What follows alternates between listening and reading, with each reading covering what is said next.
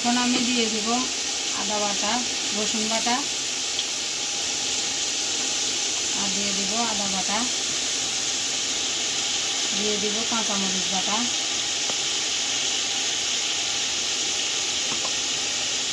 এটা আমি রান্না করে নিব। এখন চিকেনগুলা দুইটা তেজপাতাকে ছিঁড়ে দিয়ে দিলাম, জয়ত্রী পেটটাকে খালি করে দিয়ে দিলাম, লং দিয়ে দিলাম, এলাচি আর দিয়ে দিলাম দারচিনি দিয়ে ভালোভাবে কাঁচা গরম যাওয়া পর্যন্ত এটাকে নাড়াচাড়া করে কষিয়ে নেব। এখন আমি দিয়ে দিব সরিষা বাটা 2 টেবিল চামচ,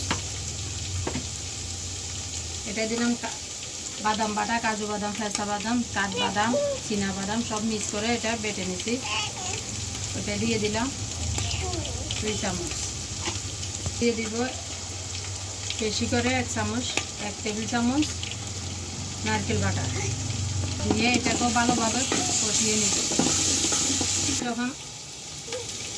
যখন এখান থেকে তেলগুলো ছেড়ে দিচ্ছি, এখন আমি দিয়ে দিচ্ছি লাল মরিচের গুঁড়া, আটা জারি মরিচের গুঁড়ো আর কি 2 চামচ দিব। আমার মিক্স মশলাটা এটা আমাদের নিজের বাসায় তৈরি, কোনো কিনা মশলা না, আমাদের মেনে আমরা তৈরি করি। এটা দিলে আর কোনো মশলা দিতে হয় না। মশলাটা যেহেতু পুড়ে না যায় একটু করে পানি দিব, সামান্য করে পানি দিব, দিয়ে নাড়াচাড়া করে নিতে নাড়তে মিষ্টি লেগে যাবে। যে তেলগুলো উঠে গেছে, ভালোভাবে কষানি হয়ে গেছে এগুলা। এখন এগুলা রেখে দিয়েছিলাম, ওই চিকেনগুলার কালারগুলো দেখেন কত সুন্দর হয়েছে। এখন এটা দিয়ে দিব আমি,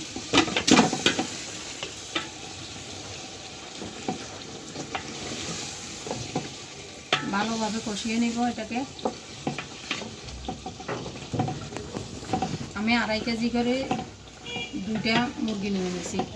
ছোটো মুরগি আনতে বলছিলাম, ব্রয়লার মুরগি বেশি পছন্দ করে আমার ছেলে আবির, এই জন্য ব্রয়লার মুরগি দিয়ে রান্না করতেছি। ছেলে মেয়ের জন্য রান্না করবো, ছেলে মেয়ে যদি খেতে না পারে তো ওটা রান্না করে লাভ কি।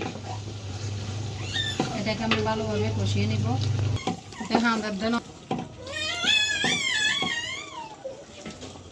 কষিয়ে নিব,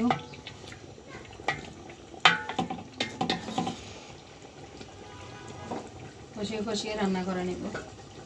এই পর্যায়ে আসি যাবে তখন আমি দিয়ে দিব, কষানি হয়ে গেছে, এখন আমি দিয়ে দিব তরল গরুর দুধ, মানে 1/2 কেজি তরল গরুর দুধ দিয়ে দিলাম আমি।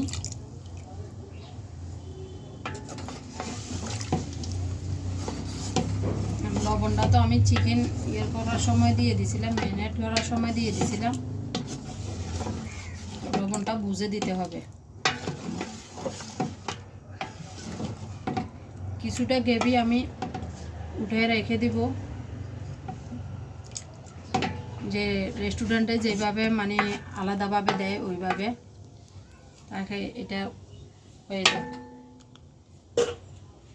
টমেটো সস দিয়ে দিব, এটা আমার বানানো টমেটো সস, আপনারা চাইলে কিনা সসটা দিতে পারেন, আমার বাসায় বানানো।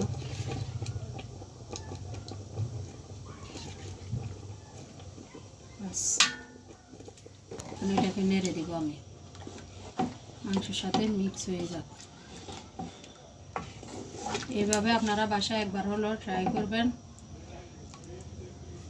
আমার প্রসেসে রান্না করে দেখবেন, খেয়ে দেখবেন, বাসায় সবাই খেয়ে রেস্টুরেন্টের স্বাদটা পাবে। কিছুটা ঘি দিয়ে দিব,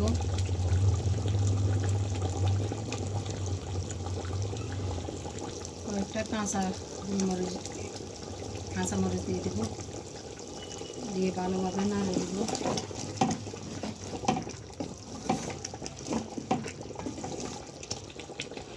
একটু করে গুঁড়ো দুধ দিয়ে দিব 2 চামচ, দিব কেওড়া জল দিয়ে দিব,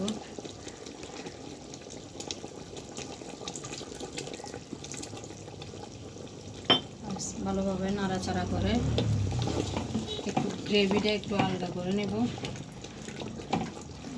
অনেক ঘন হয়েছে আমার গ্রেভিটা।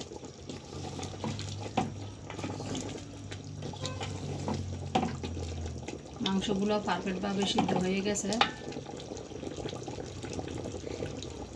তার উপরে দিয়ে দিব একটু ধনিয়া পাতা,